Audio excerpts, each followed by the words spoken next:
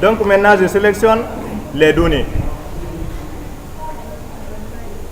Là, j'ai sélectionné les données.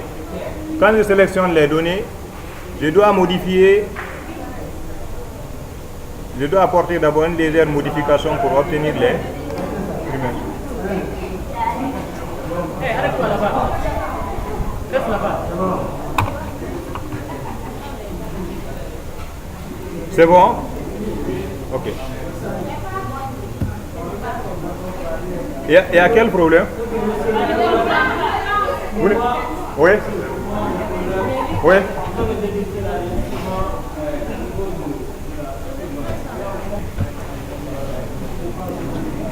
Donc la première des choses, on ouvre les données. Avec ces données, nous allons insérer un graphique. Là, vous êtes libre d'utiliser n'importe quelle méthode. Maintenant, lorsque je clique sur insérer, je peux choisir ici. Parce que ici, lorsque vous regardez, ça ressemble à une courbe.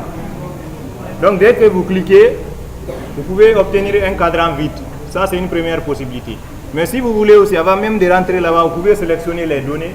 Ça peut donner les mêmes résultats. Mais puisque nous avons besoin de représenter les données ainsi que les trimestres pour savoir à quel niveau nous détectons l'existence de la saisonnalité, là, nous pouvons utiliser cette méthode. Et là, maintenant, vous cliquez sur le bouton option de la souris. Vous sélectionnez les données. En sélectionnant les données, dès que cette boîte de dialogue s'affiche, vous ajoutez. Maintenant, lorsque vous cliquez sur ajouter, vous écrivez le nom de la série. Le nom de la série à représenter c'est X. À ce niveau, par défaut, c'est 1 qui se présente. Donc, vous supprimez 1. Maintenant, vous sélectionnez les valeurs de la série. De là, vous cliquez sur OK. Si vous cliquez sur OK, voici la boîte qui s'affiche aussi. Mais regardez, au niveau de l'axe des abscisses, nous avons 1, 2, 3, 4, 5 jusqu'à 12. Mais nous n'avons pas besoin de ces 1, 2, 3, 4 jusqu'à 12. Ce que nous avons besoin, ce sont les trimestres. Là, maintenant, nous allons modifier cette partie. Vous voyez, nous avons à ce niveau 1, 2, 3, 4 jusqu'à 12. Donc, on modifie. Il s'agit maintenant de sélectionner les trimestres. Dès que vous sélectionnez les trimestres, vous tapez OK. OK. Maintenant, voici comment se présente notre graphique. Maintenant, voici l'évolution de la série. Dans cette évolution, si vous constatez très bien, nous avons des pics très élevés. La logique voudrait que notre série fluctue au maximum jusqu'à ce niveau. Mais dès que ça atteint des pics très élevés, ça veut dire qu'il y a des comportements éradiques qui sont constatés. Peut-être à ces périodes peuvent correspondre au fait, ces périodes peuvent correspondre aussi à d'autres types de cultures.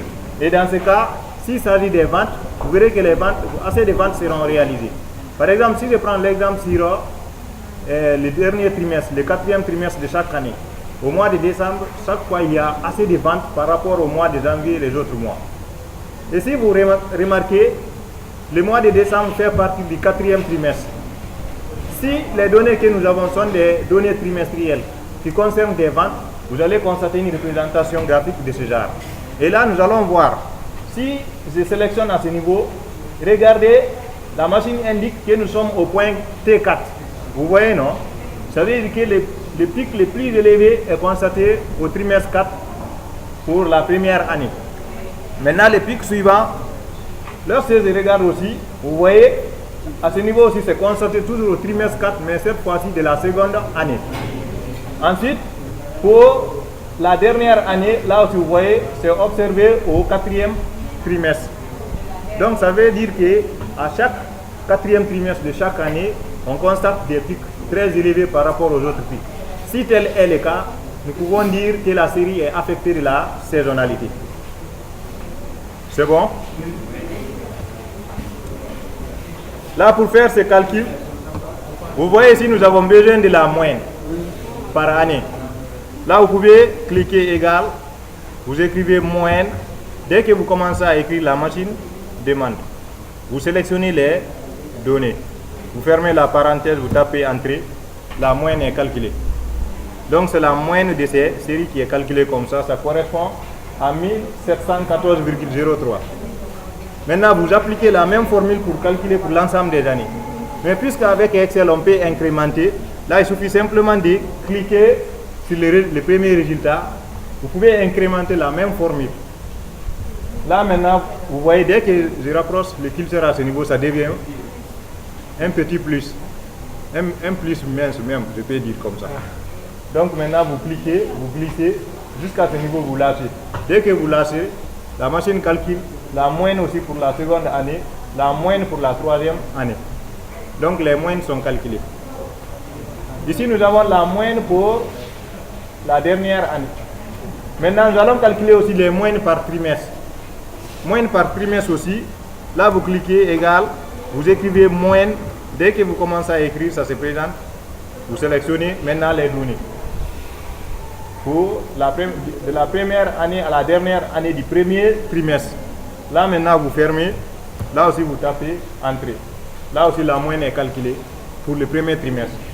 Ensuite, on incrémente aussi pour les autres trimestres. Donc, nous avons les moyennes en ligne et en colonne qui sont calculées. Ici, nous devons avoir la moyenne générale. Ici aussi, l'écart type général. À ce niveau aussi, qu'est-ce que nous devons calculer? C'est l'écart type, non? Là, vous pouvez écrire écart type. Maintenant, dès que vous commencez à écrire, il y a des écarts qui apparaissent. Il y a l'écart moins, là vous avez vu la formule, comment calculer l'écart moins. Ici, nous avons l'écart type de Pearson. C'est l'écart type de Pearson que nous avons besoin. C'est l'écart type de Pearson qui se calcule de cette façon. Parce que si c'est l'écart type standard, il y a une formule spéciale aussi pour ça. Mais nous n'avons pas besoin de ça. Qu'est-ce que nous avons besoin? C'est l'écart type de Pearson.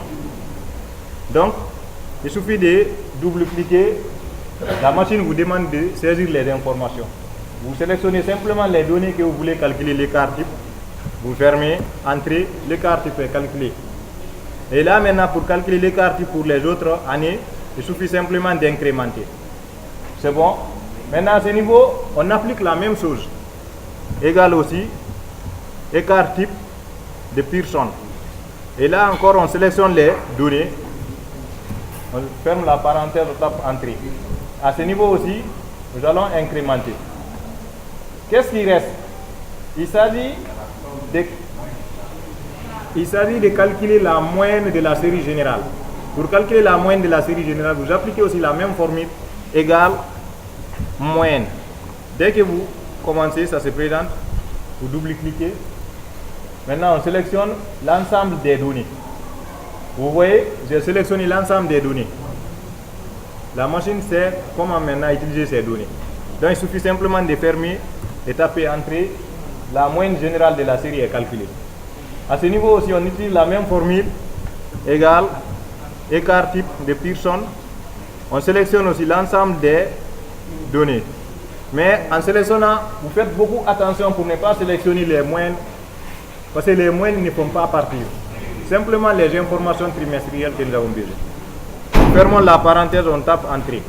Maintenant, nous avons construit le tableau de Guiche-Vallot. C'est ce tableau que l'on appelle le tableau de Guiche-Vallot.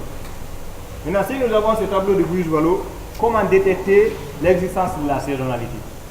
Parce qu'avec la méthode graphique, on peut détecter la saisonnalité, mais si le nombre d'observations est très élevé, parfois, il devient impossible pour prendre la décision. Et l'une des méthodes, c'est d'utiliser le tableau de Guiche-Vallot. Comment utiliser maintenant ces informations pour détecter l'existence de la saisonnalité? C'est ce que nous allons voir tout de suite.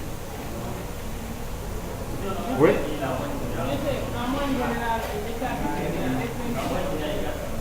Vous avez compris la moyenne pour la première année.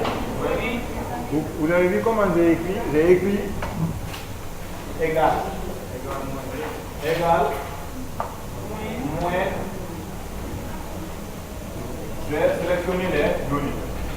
Pour calculer la moyenne générale, vous sélectionnez toutes les données. Là, s'il faut, je peux cliquer. Maintenant, pour sélectionner toutes les données, quand j'écris moyenne, on ouvre la parenthèse. Lorsque vous ouvrez la parenthèse, vous sélectionnez toutes les données. Vous voyez, vous cliquez sur 1248, vous déplacez le curseur jusqu'à 3090, vous fermez la parenthèse, vous tapez entrée.